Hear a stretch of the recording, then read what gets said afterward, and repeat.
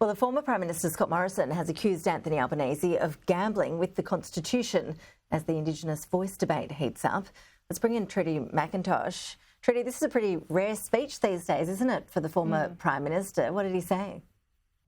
Ash, Scott Morrison used his 15-minute contribution on the floor of Parliament to outline his own government's attempts to try and close the gap of Indigenous disadvantage. But largely this was a critique of the Indigenous Voice to Parliament proposal as put forward by the Labor government. He argues that it is ill-defined at the moment and is therefore open and was going to be up to the High Court to decipher. He says the best approach here would be to legislate this body rather than enshrining it in the Constitution. That was something that the coalition had planned to do, but under Scott Morrison hadn't got around to. This was the former Prime Minister in the House a short time ago suggesting that Anthony Albanese's approach is a divisive gamble to our Constitution.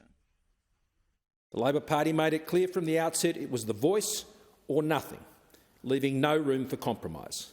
I chose not to divide the country over the issue, especially it would have no material impact on the welfare of Indigenous peoples. In my experience, we will make better progress on improving the lives of Indigenous Australians by focusing on what we can agree on to get done on the ground, rather than gambling with our Constitution.